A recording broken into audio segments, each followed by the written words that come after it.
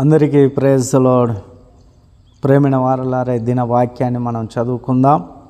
పేతురు రాసిన 2వ పత్రిక 3వ అధ్యాయము 13వ వచనం. పేతురు రాసిన మొదటి పత్రిక 3వ అధ్యాయం 13వ వచనం.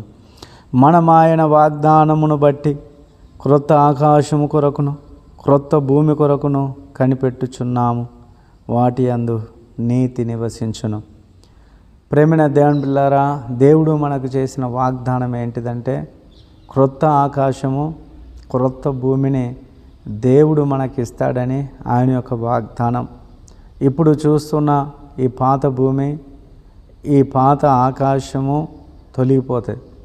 పంచభూతాలు మహావేంద్రముతో మిక్కిలి లయమైపోవునని పేతురు భక్తుడు సెలవిస్తూ ఉన్నాడు. ఈ చూచే ఏది కూడా మరొకప్పుడు నిలవదు. ప్రేమైన దేవుని బిడ్డలారా, కనుక ఈ లోకములో మరి నీతి అనేది లేదు. క్రొత్త ఆకాశం క్రొత్త భూమిలో నీతి నివసించును అని మనం చూస్తున్నాం. ఈ లోకంలో ఎక్కడ చూసినా అనీతి. ఎవరిని నమ్మడానికి వీల్లేదు. సొంత అన్నదమ్ములను నమ్మడానికి లేదు, సొంత అక్క చెల్లెలను నమ్మడానికి లేదు, సొంత స్నేహితులను నమ్మడానికి లేదు. అసలు మన నీడను కూడా మనం నమ్మలేని విధంగా మరి లోకము ఉన్నది. ఏడ చూసినా అవినీతి, అనీతి. ప్రియులారా, ఎవ్వరు కూడా నీతిపరులు లేరు. ప్రియులారా, ఏ ప్రభుత్వంలో చూసినా అవినీతి అనేదే మనకు కనబడుతుంది.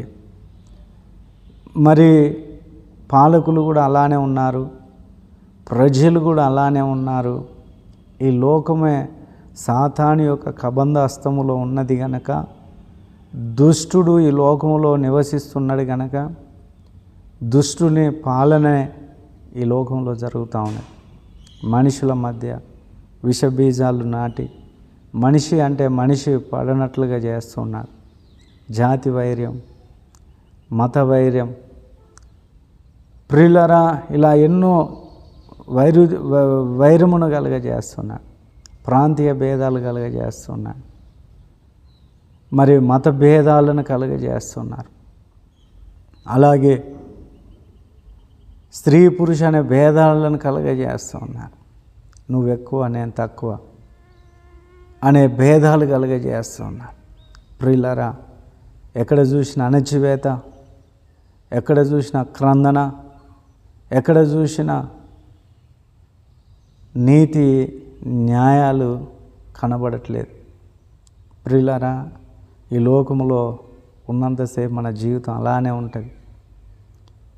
అయితే ఒకరోజు యేసయ్య వస్తాడు.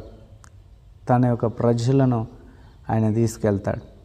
ఈ లోక అంతము జరిగిన తర్వాత దేవుడు ఈ కనిపించే పాత యొక్క భూమిని, పాత ఆకాశమును తీసివేసి సమస్తం నూతన పరుస్తాడు. అప్పుడు నీతిమంతులే ఆయన రాజ్యంలో ఉంటారు. ఎందుకు నీతిమంతులనే ఆయన రాజ్యంలో ఉంచుతున్నాడంటే, ఒకవేళ అనీతిమంతులను కూడా అందులో ఉంచితే అది భూలోకం అవుతుంది కానీ పరలోకం కాదు. అందుకనే దేవుడు నీతిమంతులను మరి వేరు చేస్తున్నాడు. గొల్లవాడు మేకలను గొర్రెలను ఇంటికి తోలుకొచ్చిన తర్వాత వేరు చేసి మేకల మందలోకి మేకలను, గొర్రెల మందలోకి గొర్రెలను పంపించినట్టే దేవుడు నీతిమంతులను మరి విశ్వాసులను పరమలోకంలో చేర్చుతాడు, అనీతిమంతులను నరకంలోకి త్రోసేస్తాడు. ప్రియులారా, అక్కడప్పుడు నీతి నివసిస్తుంది. నీతి న్యాయములకు కర్త అయిన యేసు ప్రభు పాలకుడుగా ఉంటాడు. ప్రతివారు కూడా ఆయన పాలనలో మరి అందరూ సంతృప్తి కలిగి ఉంటారు. దేవుడిటి మాటలు మన వెనుకలు ఆశీర్వదించునుగా. ప్రార్థన చేసుకుందాం. మహోన్నతుడా మా యేసురాజా, మీ ఘనమైన ఉన్నతమైన నామమును బట్టి వందనాలు నాయన. ఇదిగో నూతన ఆకాశం నూతన భూమి గురించి మాతో మాట్లాడినారు. నీతి అక్కడ నివసిస్తుందని మాట్లాడినారు. ఆ నీతి గల రాజ్యం కొరకు మేము కనిపెట్టుకోవడానికి కృపను అనుగ్రహించమని ప్రార్థిస్తున్నాం. ఇదిగో నాయన, ఈ మాటలు వింటున్న నా ప్రియ సహోదరులను దీవించండి.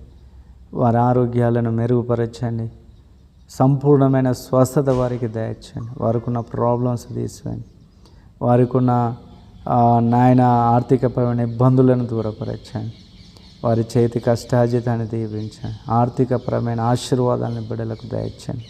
ఈ దినమంతా కూడా కాచి కాపాడమని యేసు నామములో ప్రార్థిస్తున్నాము తండ్రి. ఆమేన్. ప్రైజ్